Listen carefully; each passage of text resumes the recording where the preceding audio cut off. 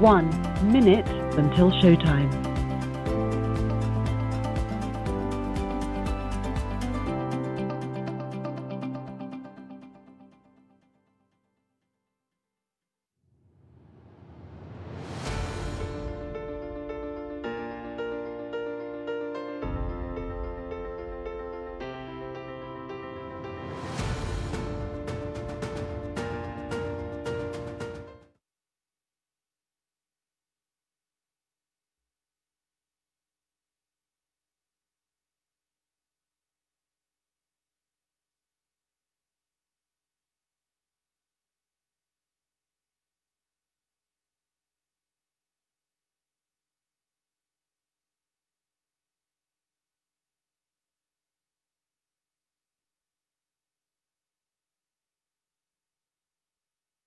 Your show will go live in 5 seconds. 4, 3, 2, 1.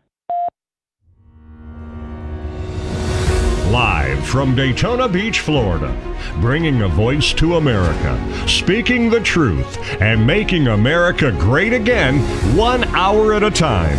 It's Trump Talk Now. Trump Talk Now from the Double Barrel Bar and Grill at Volusia Top Gun. Here's your host, Vic Baker. Greetings, fellow American patriot Trumppublicans, and welcome to Trump Talk Now, the home of fearless truth-telling about President Donald J. Trump, America's transformational president, and his ongoing mission to make America great again. Our show is brought to you locally by Volusia Top Gun here in Daytona Beach, Florida, where we're live streaming on Facebook in front of an audience of patriot Trumppublicans. Yeah, let's hear it, folks.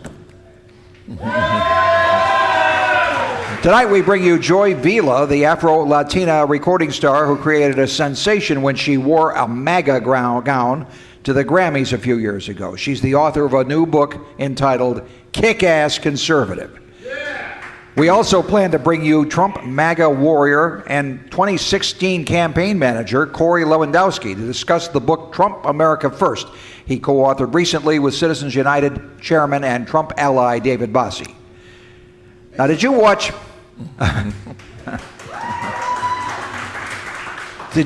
that hot mess of a presidential debate on Tuesday night?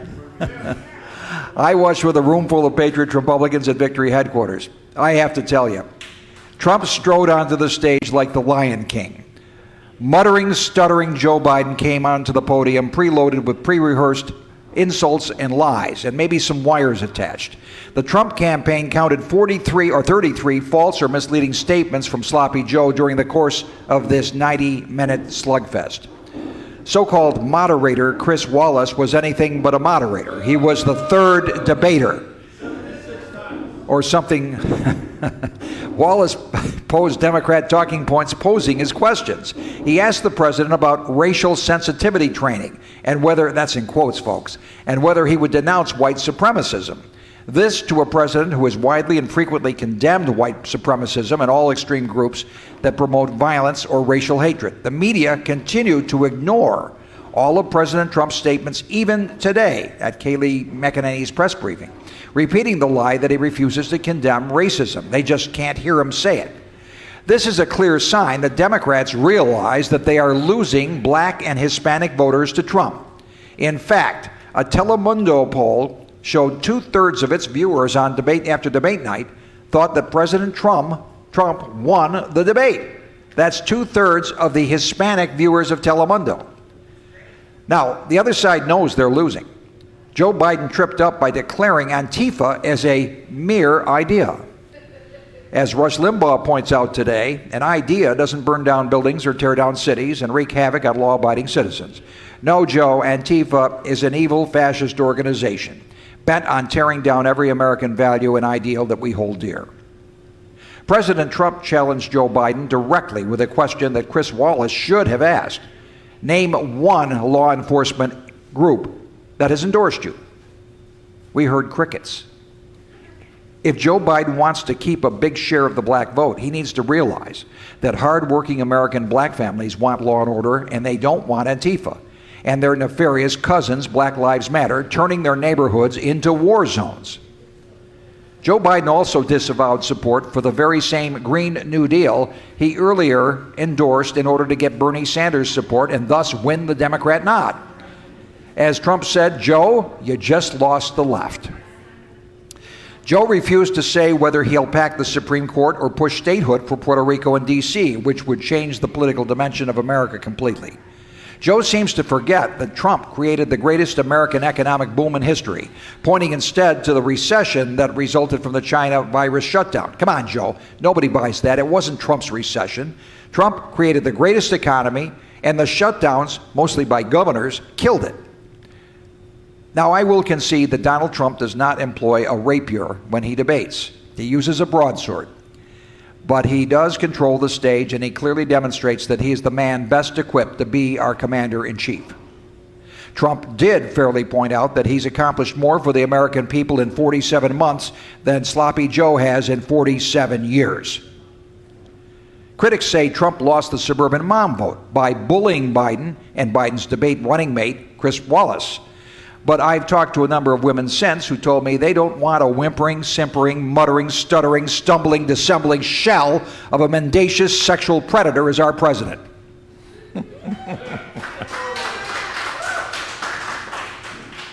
They told me, I want an alpha male in charge of my country. Can you imagine Slow Joe, striking America First deals with the likes of Putin or President Xi? In fact, President Xi of China already owns Joe Biden. Third debater Wallace brought up Trump's tax returns, as misreported by the notoriously biased New York Times. Trump is curious why Wallace has no interest whatsoever in the millions or billions Biden's son Hunter pulled out of China and Ukraine. Furthermore, John Carney just wrote today that the Times misread Trump's tax returns, whatever they had of them, because he probably paid about $7 million in taxes in 2017. So we'll talk more about that later. Folks, here's the hard truth. There are years when Donald Trump paid billions in taxes, but in years like 2016 and 2017, you can honestly understand that Trump probably lost a lot of money because he poured so much into winning the White House. He's lost money since he's been president. He's entitled to declare his losses and pay less in those years. Would you not do the same? Of course you would. The fact is, average family incomes have gone up some $6,000 per year during the last 3.5 years under Trump. Trump has improved working family incomes by more than all of the years of George W. Bush and Obama combined. Another Democrat whopper is over income disparities between the uber rich and the working poor. We always talk about the rich get richer, the poor get poorer. Well, in fact, that gap has closed under President Trump. The wealthiest have seen minimal growth under Trump, while low and middle class families, low income and middle income families have seen incomes growing. Biden's camp must believe that Trump won the debate because they're trying to change the rules for debates 2 and 3 by adding a mute button to muzzle the president. Even odds on whether we even see those debate sequels. If the president made a tactical mistake, here's what it was.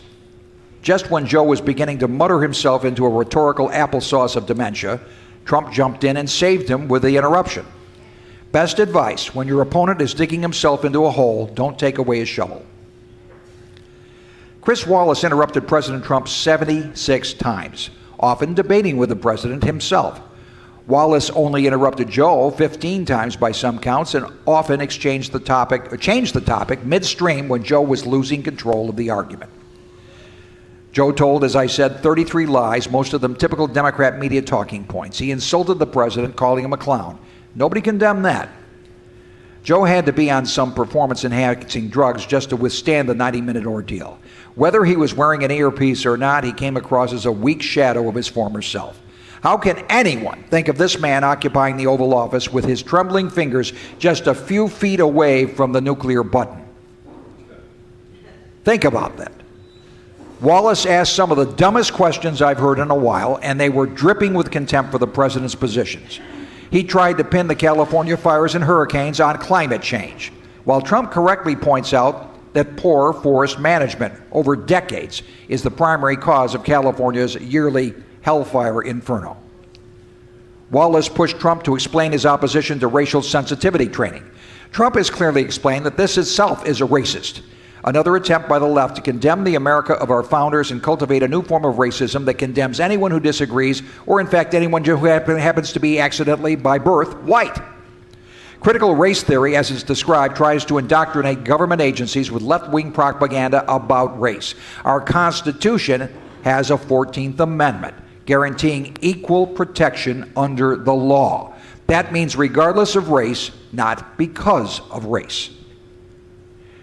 In other news, President Trump is pushing toward a quick confirmation of Judge Amy Coney Barrett to fill the Supreme Court seat left by the passing of the liberal icon Ruth Bader Ginsburg.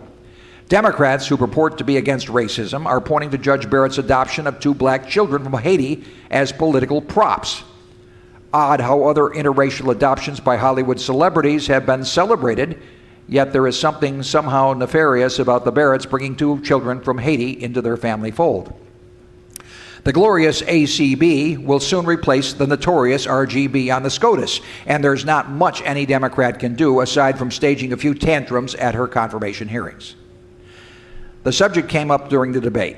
Trump slam-dunked the question by reminding Chris Wallace and his befuddled debate teammate, Sloppy Joe, that elections have consequences and all presidents are elected for 4-year terms, not 3 years.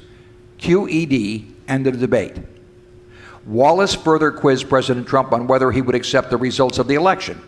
The president has clearly pointed out that mass mailing of unsolicited ballots would result in chaos. Trump freely admitted he wants a full Supreme Court in place to sort through all the cases of election tampering or fraud that are likely to spin out of the November 3rd election. Folks, it's not good to have a presidential election up in the air for weeks or months. We could wind up with Speaker Nancy Pelosi as acting president. Yeah. Or if the election goes to the House for resolution, state delegations rule they get 1 vote per state based on which way the delegation goes, Republican or Democrat. So that's 50 votes, and the Republicans still control that number. I was interviewed today by a reporter from the Palm Beach Post in one of Florida's bluest of blue counties. The reporter asked me about my confidence in the vote-by-mail process. I told her, I have every confidence that my freely solicited vote by mail ballot will be fairly and accurately tabulated here in Volusia County. We have good safety checks in place. I further told her it is incumbent on every voter to go online to check that his or her vote has been counted. I told her voters have the option of in-person voting if their mail ballot has not been counted. I also told her I have no fear of in-person voting. I just do it through the mail by convenience. Every day poses hazards, but if we live in fear, is that really living? Of course not.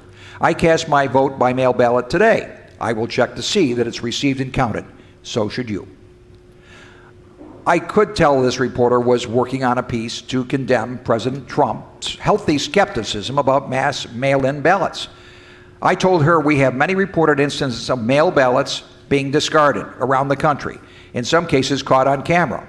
I told her the mass mailing of ballots is an invitation to widespread fraud and abuse, unlike the established mail-in ballot system we have here in Florida. I told her to take note of the crowds showing up at Trump Great American Comeback rallies, such as the one we will witness tomorrow in Sanford, Florida. I said, compare that to a couple of dozen people showing up at train depots for Joe Biden. The feeble train tour tired Joe out so much they put a lid on the campaign about 11 o'clock this morning. It's time for us to put a permanent lid on old Sloppy Joe.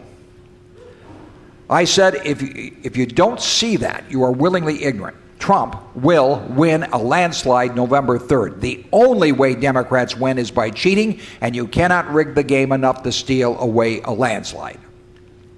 Now on to my fellow Trump pundit, Volusia County's 2016 Trump-Pence campaign chairman, Joe Villas. Joe.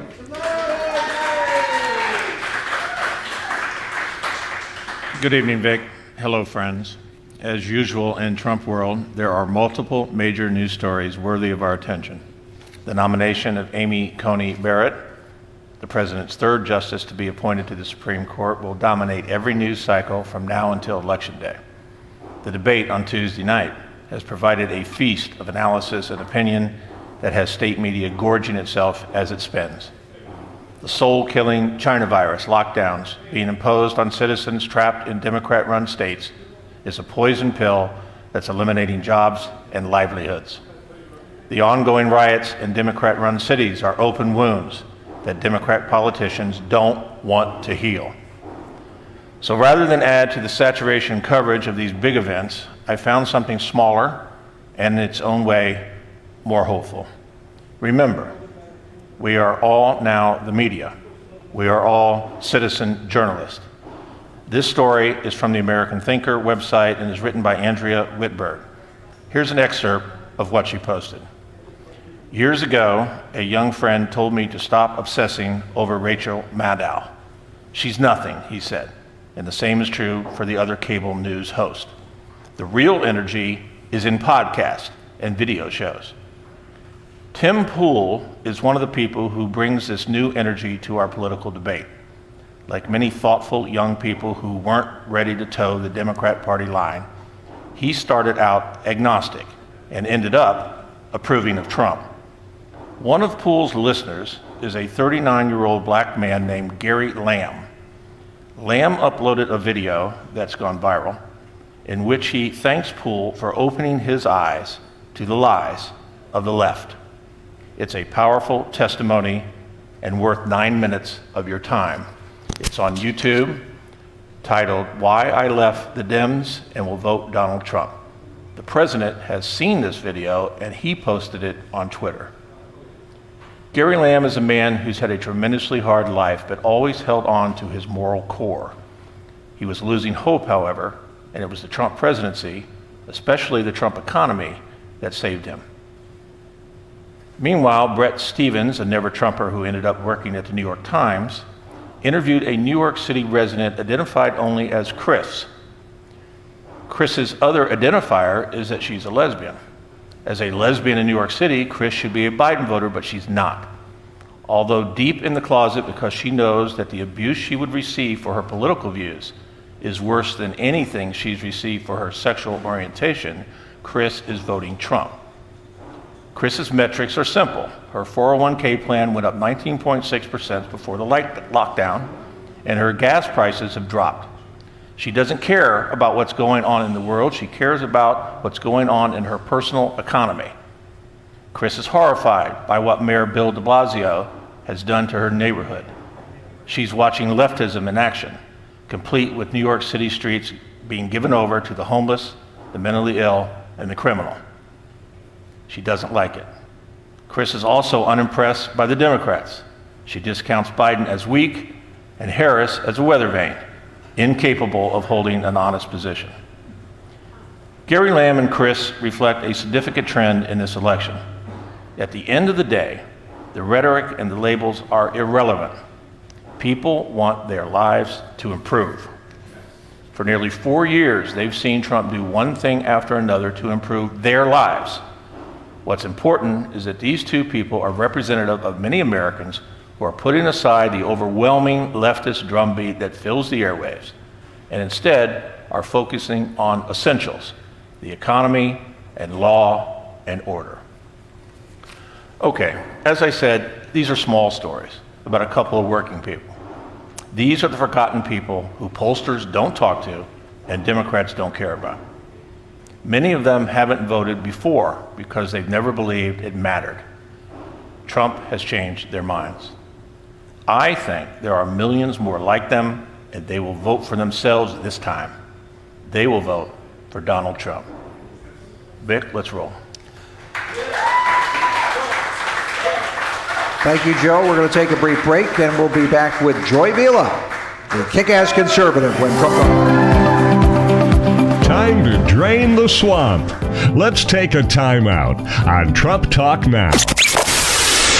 At Embroidery Plus, it's all about the plus. Embroidery Plus can customize your athletic wear, golf apparel, caps, hats. Plus, Embroidery Plus is badges, buttons, magnets, backpacks, bags, and totes, clocks, watches, plus. 2033 South Ridgewood in South Daytona. They're waiting for your call at 386-255-5880. Embroidery Plus. Let's return now to the Trump Truth. From Volusia Top Gun, it's Trump Talk Now with your host, Vic Baker.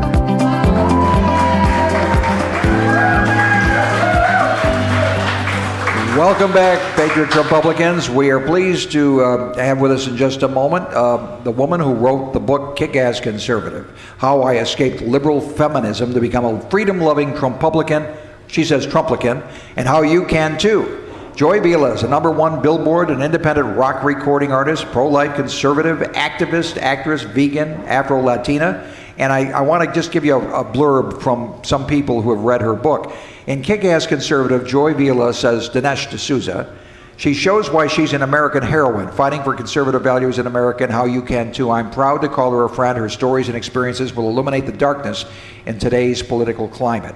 Tucker Carlson says she's a brave woman, brave enough to bring a ribeye to a vegetarian convention. She wears the dress in front of the Grammys, and you know that they weren't too happy about it, but she absolutely proudly displays her MAGA credentials everywhere she goes. We welcome to the show Joy Vila. Hello. Thank you. Joy, I can't tell you. What an intro. Your name is great because you brought us joy when we saw you at the Grammys that night. I can't tell you how happy it made us to see you walking down the red carpet wearing that red, white, and blue dress. And I know that you had a lot of people gave you attention, but not all of it was positive. Joy, tell us about your experiences. Tell us in your book, and I did read part of this, where you discussed your sleepless night before this moment arrived, when you made the decision you were going to make this bold statement. You had some nervous moments, and you also had some awkward encounters with some people. But tell us share your experience with people on that night, about how that happened. Absolutely. It was definitely an intense night. The day before, I didn't tell anyone about it. I actually asked my husband at the time, I said, do you think a week before, do you think I should wear a Trump dress to the Grammys? And he goes, oh, no, that's not safe. That's not a good idea. So I go, I'm going to do it. Good for you. And I said, I got to do it. And even having that reaction meant, of course, there was going to be an element of danger, but that I needed to do it because that's how everyone thinks. Oh, it's not safe. It's not good. You don't want to get attacked. You don't want to get beat up. You don't want to get insulted. But then yet again, for all the millions of people who support the president, they're not going to get any strength. They don't see, we don't see people wearing their MAGA hats and T-shirts and things. So this was back in 2016, beginning of 2017, actually. So he had been elected. And I just was so angry that Madonna could be, at the Women's March and say, I think an awful lot about blowing up the White House. Yeah, I remember that. Yeah, and wearing those obscene hats, trying to resemble women's genitalia. I mean, Joy, but you weren't always of a conservative stripe. Your mind was changed. And how did your mind change? You were always a feminist, I know, but a different kind of a feminist. What changed your mind, Joy? You share this in your book as well. I do. Well, in Kick-Ass Conservative, I write a whole chapter where I'm feminine, but not a feminist no longer, because I used to be very strongly into the hashtags. I'm a feminist. I thought I was fighting for righteousness and fighting for, the unseen, unheard voices. And I shared all the hashtags. I supported Black Lives Matter, thinking that they were doing something good, until I realized all the lies they were saying about President Trump was not correct. Everything they said about him was a fabrication or an alteration to try to change what he actually said. And a girlfriend of mine, she said, you need to look at what Trump's actually saying. Because I said, I don't know if I really believe it, and I want him to be right, but I don't know, and I was raised conservative, but I'd gone far off the deep end and was a total liberal, even though I was registered independent. But I didn't have really a loyalty to any party. I wanted policies, but I didn't know how to research them at the time. So, which is now one of my biggest things, is I research the policies and I see what the president has done. So I looked at what he said he was going to do for the past 30 years. When he went on Oprah in 1989, I believe was the year, and he said he would cut dependence on foreign oil, cut dependence on China, bring more jobs back. And I thought, well, this is what he's campaigning on now in 2016. So that's very consistent. So I said, I have to take a chance and vote for this man. And I never regret that. And I'm looking forward to voting for him again this November. Wonderful, wonderful. Well, Joy, as you can hear, we have an enthusiastic audience here at the Double Barrel Bar and Grill love that. in Daytona A Beach, live Florida. audience. We do our show Wonderful. live in front of the gun range where they practice fire their guns here. So we feel very safe Ooh, here. I wish I was shooting with you guys. Yeah. So much fun. I'm actually on a layover en route to D.C. for the Walkaway Unsilent Majority March. We're going to have thousands of patriots backing up Brandon Strzok and Laura Trump and Diamond and Silk. Oh, wow. And many others. And I'll get to be able to speak with that illustrious crowd. So Yeah, Diamond and Silk has that's been on our show tomorrow night. too, and we were with Laura Trump recently. She came here to Volusia on her bus tour. Had one of the best Nice. stops. She called it the best stop she had in the entire country. So we welcomed her with about 500 patriots along the road. So I wanted to say to you, we've been hearing from the debate Tuesday night. Mike Wallace, dating myself. Chris Wallace, the third debater, baited Trump over this fiction that he has never condemned white supremacists. Oh, my and the goodness. lie about Charlottesville, where he in fact actually did condemn all extremists of all stripes who commit violence against others based on skin color. And you know that as well as I do, because you've become very familiar with Trump, and you know that his entire history has been consistent in that he's always been not a racist. He doesn't behave like a racist. He's hired many people of many different ethnicities in his empire, and he also has acted in conformity with everything he's been saying for decades through his life. In fact, people like Jesse Jackson used to give him awards for his approach to this, and yet now what they want racial they study racial reparations for slavery in California, a state that never had slavery, which seems rather strange,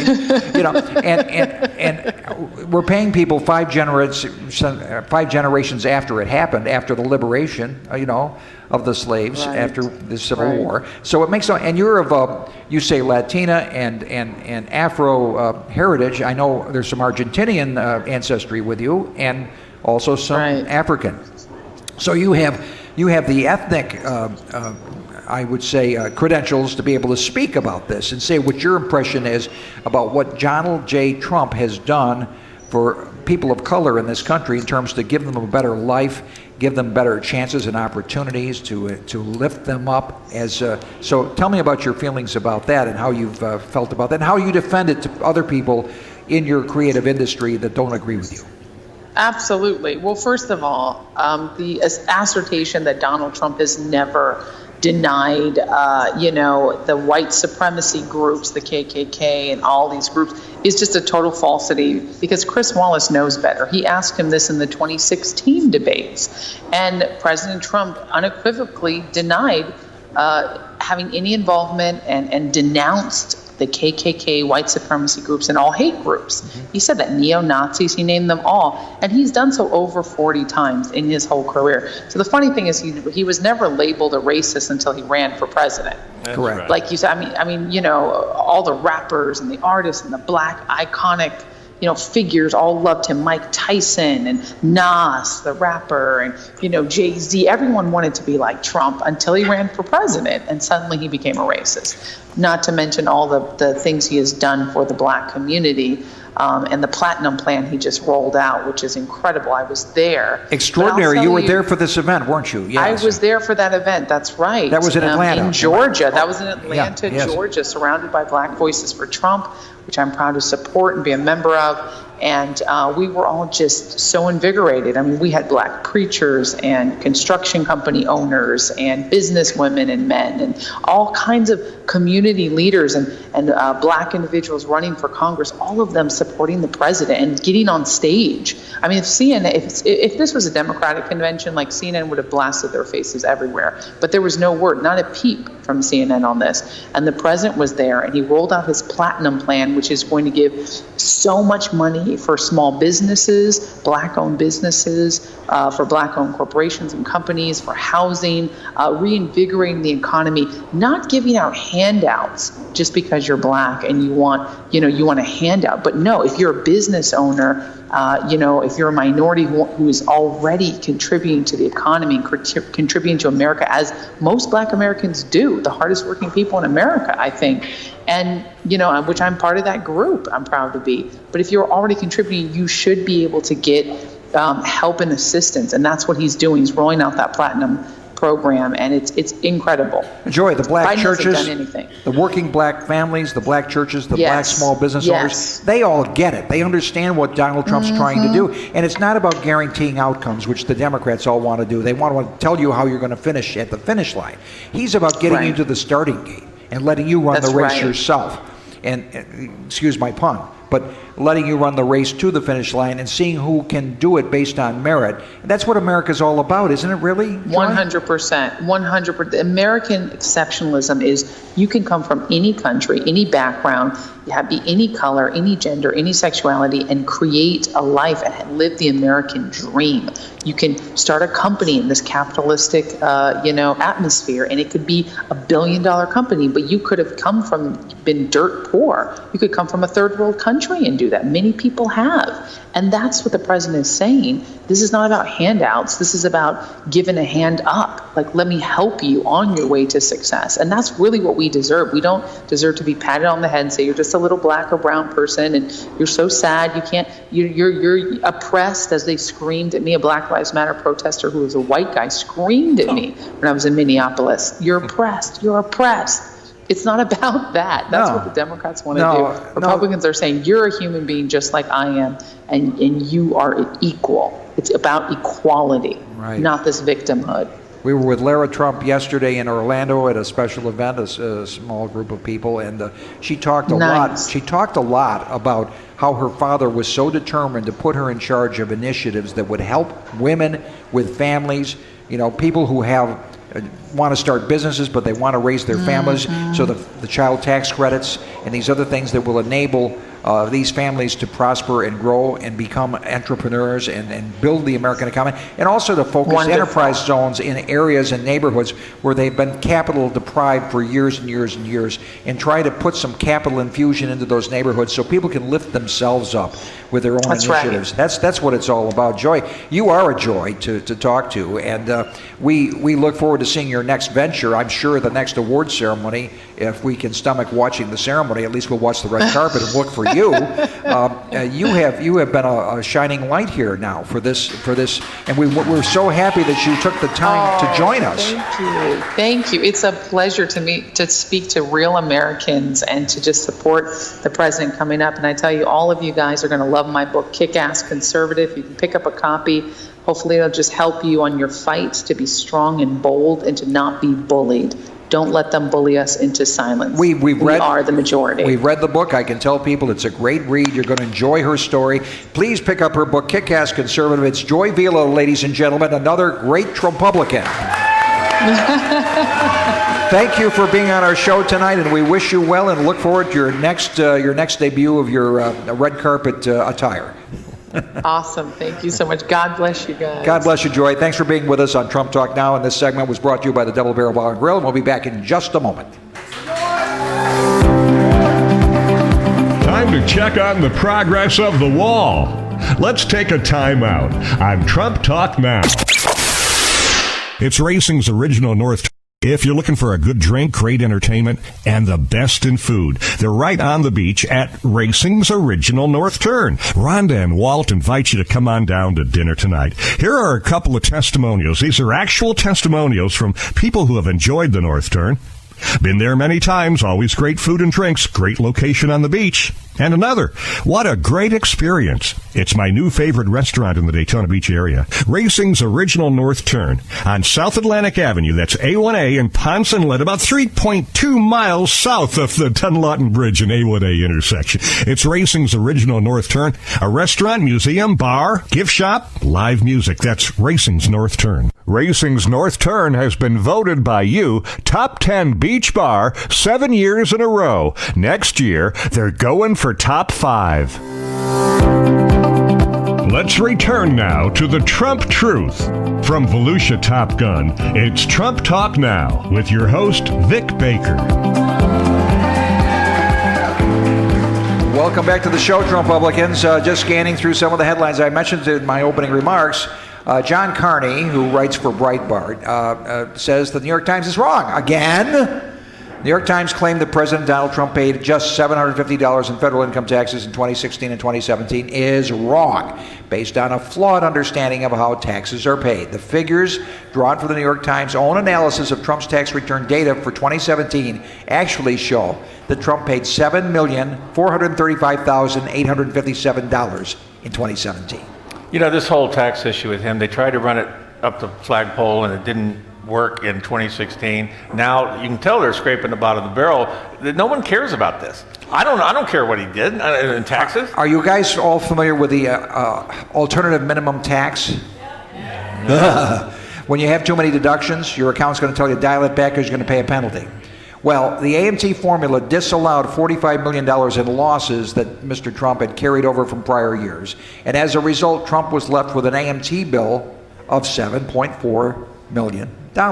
So he did not pay just $700. They got their decimal points off by a few digits. Oh, okay? I'm sure it was an honest mistake. Honest mistake. There was no such thing as an honest mistake. As my friend Phyllis Stauffenberg says, a mistake is when you accidentally put $1 on the collection plate instead of $10.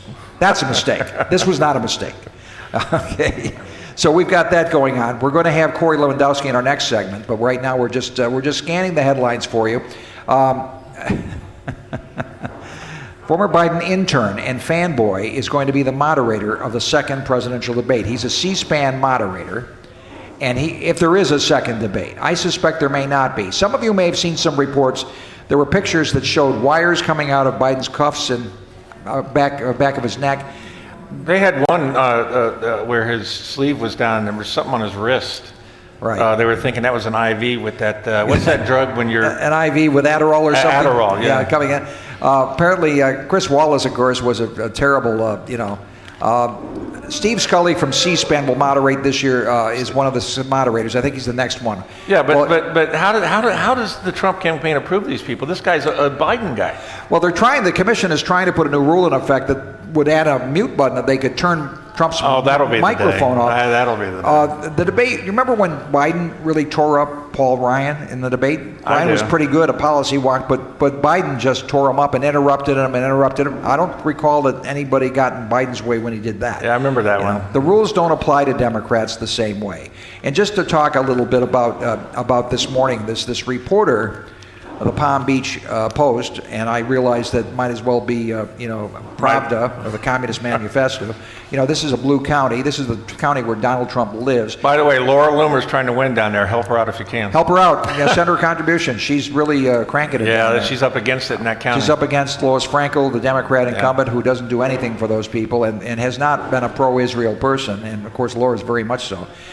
This reporter, I had to give her an education. I reminded her that it was 60 years ago that Sam Giancana and the Boston mob helped Richard Daley, the mayor of Chicago, stuff ballot boxes to flip the razor-thin edge in the election and the electoral vote and the Illinois votes from Richard Nixon to JFK. Richard Nixon chose not to challenge it because in those days there was a little respect going. Well, that was the height of the Cold War. The Soviets were a very real thing, and Richard Nixon said it would be bad for the country, but that was definite voter fraud out of Cook County, Mayor Daley orchestrating. And I was a very young man, but I actually remember that was my first introduction, was that debate, the black and white TV, John F. Kennedy, Richard Nixon. We were kids. I was 8 years old, but I tell you, I remember the images. And the thing was, Kennedy was very young looking, and he won the image battle. No one cared what they were talking about. Nixon looked like he always looked, like he needed a shave and everything.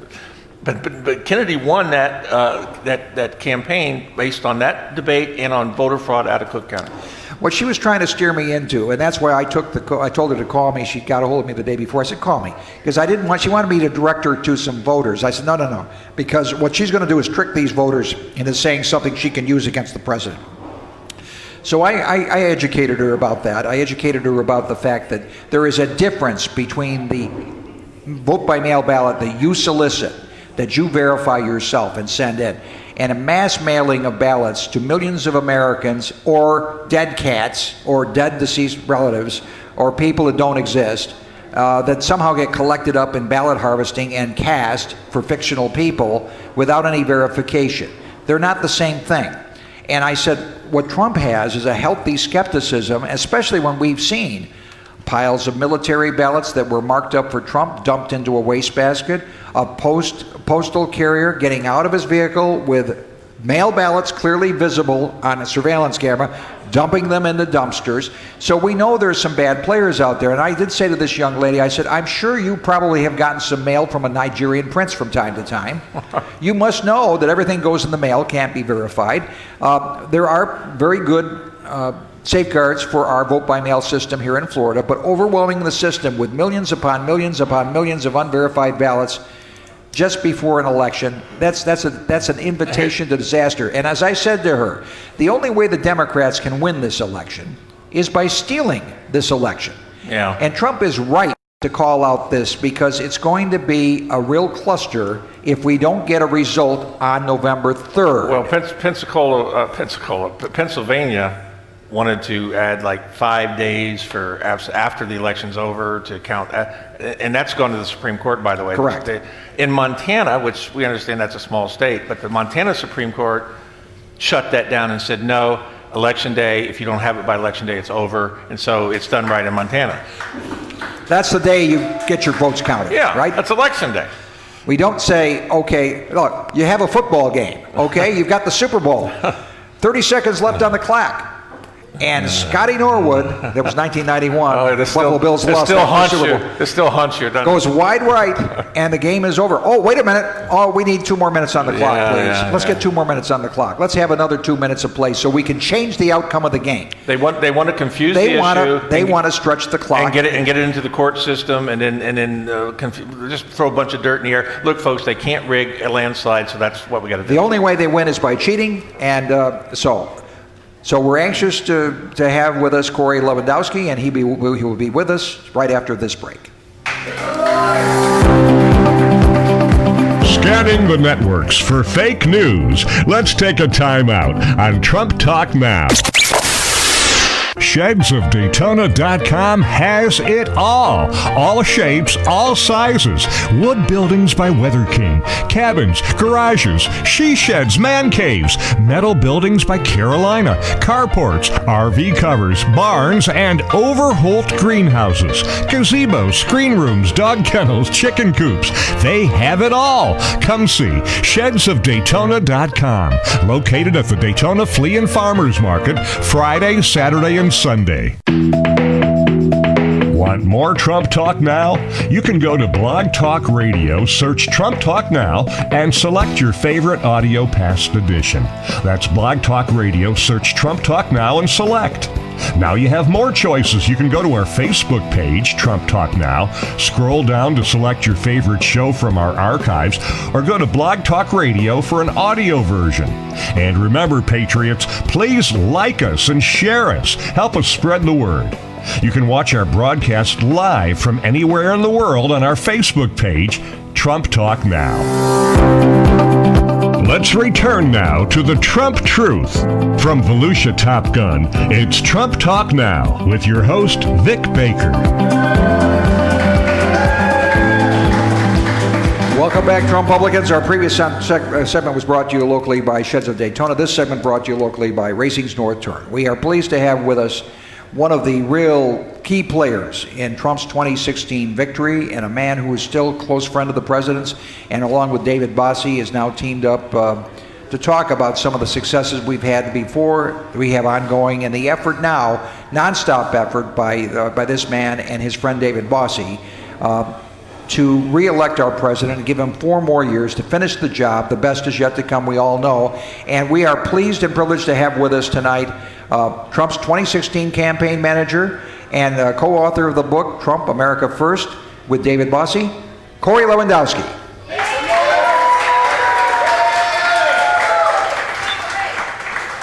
Corey, you've been everywhere. We are so happy to have you on the show. We are at Volusia Top Gun in front of the gun range in the Double Barrel Bar and Grill with an active audience of Trumpublicans. I know you love being in front of people like this.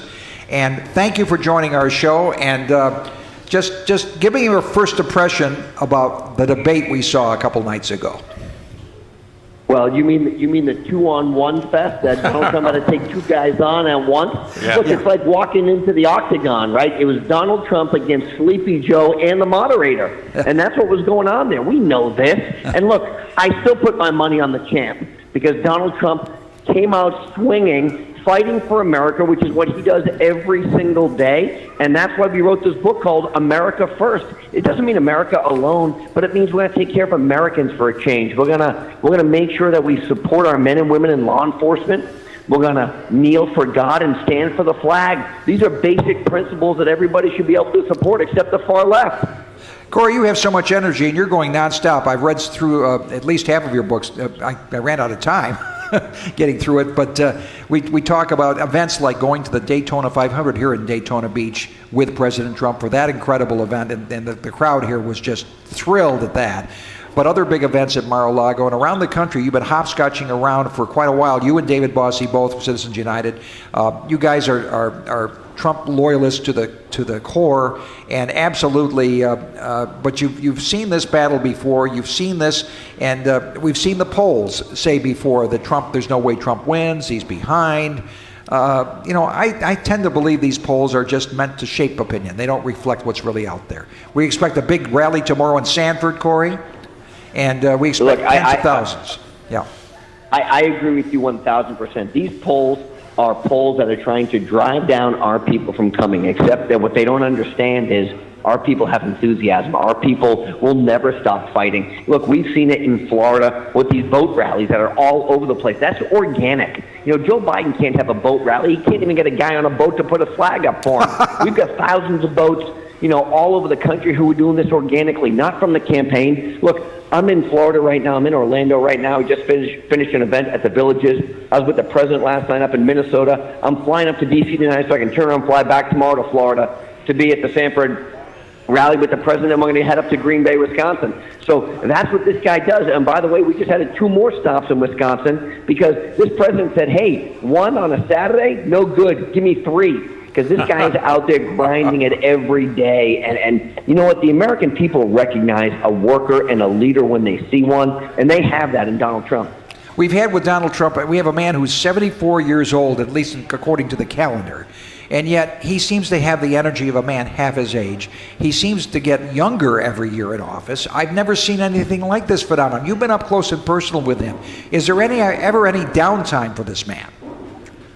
Not only is there no downtime, this guy doesn't drink coffee. He doesn't have alcohol, as we all know. I wrote about it in my first book, Let Trump Be Trump. He doesn't exactly have the best diet when he's eating at McDonald's every now and then, right? Right. And this guy just never shuts off. I mean, I was with the president last night till after 11:30 at night. He just kept working. He was back at it first thing this morning. And when you say he's got the energy of men half his age, I've seen him bury men half his age. They're crying for their moms after a week on the campaign trail with Trump. Let me off of this thing they're saying. This guy just never shuts off. He's amazing. The other thing I noticed, Corey, is at all these rallies, and we'll watch him whether he's in Minnesota or Michigan or wherever he is around the country, he gets up there and he knows all the faces, the names, the backstories, the players, their kids, little anecdotes.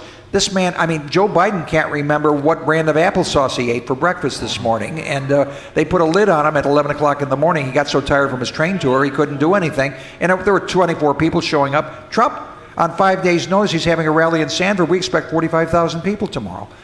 This man, he knows the crowd. You're exactly right. You're exactly right. He knows the people because the people know him. Look, we call them the front row Joes is the term that we use for some of these people. Right. These are guys who have done 40, 50, 60, 70 rallies. Donald Trump is just about to hit his 600th rally since coming down the escalator. 600. Of those 600, I've been to about 530 or 540, so I've been to a lot of them. It never, ever gets old. It's like going to the Super Bowl wrapped up with the Game 7 of the World Series and the Stanley Cup Finals. You just never know what's going to happen at one of these rallies, so you got to go and be part of it. Well, Corey, you're a verbal pugilist, and you chose not to be actually formally part of the administration from the very beginning. I think that gives you some freedom to swing a little more vigorously at Trump's opponents because of the Hatch Act and one thing or another. I do recall when you tore, you basically just completely humiliated Jerry Nadler when he tried to take you down. and it was such a joy to behold the way you handled him. You kind of took a page from Robert Mueller's book, and I think Nadler was never the same since after that. Well, no, you're right. And as you know, Nancy Pelosi took the impeachment proceedings away from him immediately after that and gave it to little Adam full of shit, right? And then he ran the impeachment proceedings. But look, here's the thing. I follow the rules I got to follow, but I don't believe in this political correct business. I'm going to call it like I see it. I don't have to be apologetic to anybody, and the only people that I care if they love me are the people who live in my house, and the rest of them I don't care. So I'm going to say it like it is. I don't need a job. I don't want a job. I don't want to be a government employee. I just want to do my thing, which is fight for my president so I can have a better country that I can leave to my children in a better place than I got it from my family. Now, you almost got into a little let's take it outside moment with John Kelly when he was the chief of staff at the White House. He wasn't a big fan of yours, John Kelly, and he wasn't. We find out he really wasn't a big fan of Donald Trump. How the heck did he ever get in there in the first place? Look, it was a terrible decision to bring John in. He was clearly incapable of running that place. You know, it looked good on paper, and nobody has more respect for the men and women of our military than I do. My brother spent 23 years as an active duty United States Marine, so I have enormous respect for the men and women in uniform. But that was the wrong spot for John. And look, you know, John, sometimes I fight verbally, and sometimes if I got to fight physically for this president, I will. And I offered to John, I said, John, we can settle this one of two ways. We can go in that room and settle it like men and adults and have a conversation, or we can go outside. I don't care. You don't understand. I don't care either way. I'll let you pick, and I'll be perfectly content with whichever one you want. He chose to go and have a conversation because he knew, you could see the look in my eyes, and he knew I wasn't going to back down. And so it was a good decision for John not to decide to go outside with me. Now we have Biden, you know, and the debate, and they're threatening to cancel the debates or mute President Trump, which I think that would be a big mistake, because you know, they can't. I think what this indicates, I think Rush said it today. This indicates the Dems really know that they're losing. They've lost. Telemundo had 2/3 of the Hispanics watching Telemundo said that Trump won the debate. Did you think that Trump won the debate, Corey?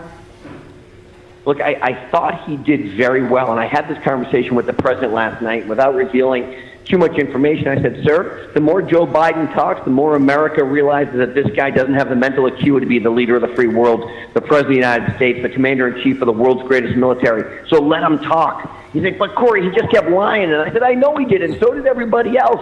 But look, let Joe talk. And look, Donald Trump won that debate. And like I said when we started, it was a 2-on-1 in unfair fight. They should have brought a few more people to that battle because 2-on-1 with Donald Trump is just not enough to win. That's right.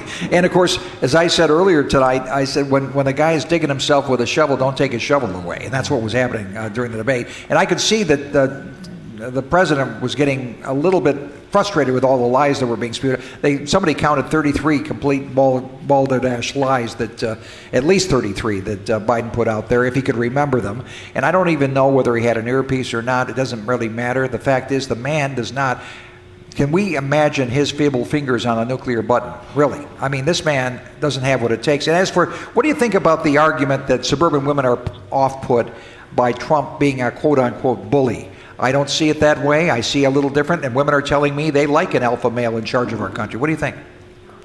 You know what I think suburban women want? Suburban women want the same thing as urban women and blacks and whites and people who are green, blue, orange, and purple. They want a safe place to raise their family, a safe place to send their kids to schools. They want businesses that they can go and shop at and patronize without fear of retribution or having marauders running through the streets.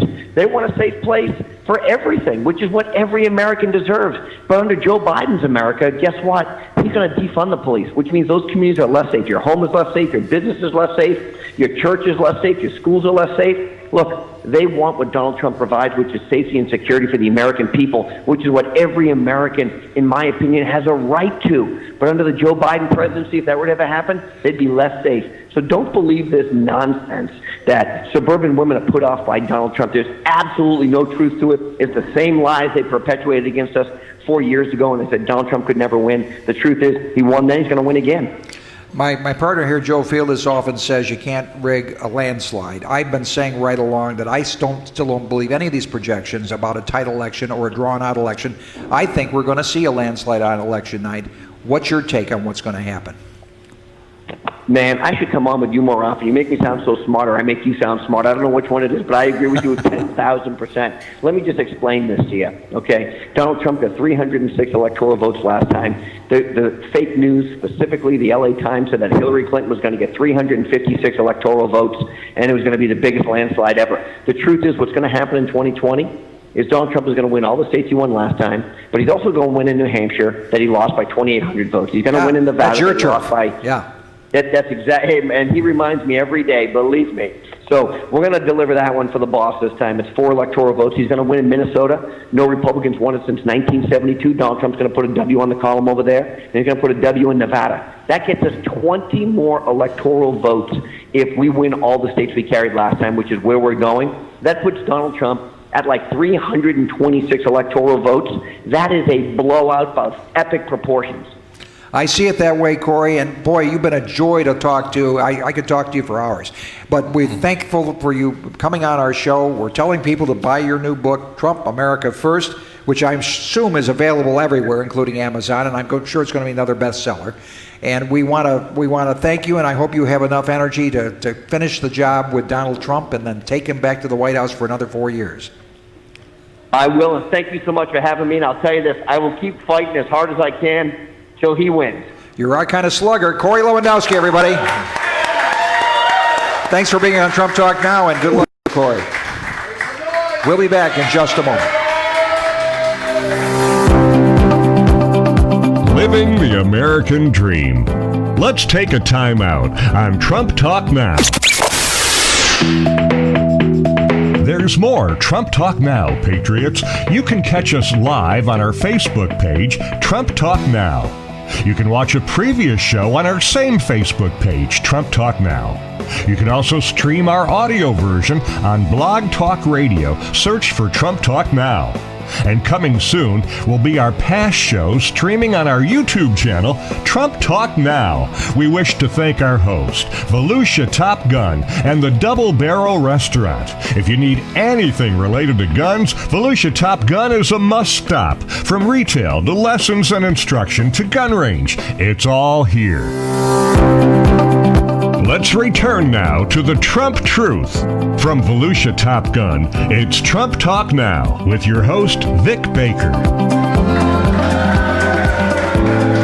Welcome back, Trumppublicans, by Corey Lewandowski. One of my, he's a kind of a rock star as far as I'm concerned. He's a bulldog. I'm telling you, he's perfect for Trump.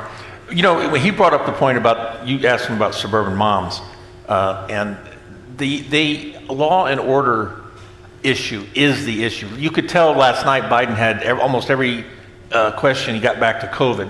They wanted to make COVID the issue. Trump lost 200,000 lives and all this garbage. It's not the issue. Law and order is the issue. And here's the irony. The Democrats made it the issue because of these riots and everything, and the Democrats saying nothing about it. They had a whole 4-day convention, said nothing about it. They made law and order the issue, and it's going to be Trump's issue. They're trying to make that all go away, and it won't go away because everyone remembers the imagery of burning cities. Now, the COVID virus, here's the deal about COVID.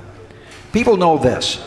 They're still having to jump through ridiculous hoops to get their kids to school or have them being taught at home.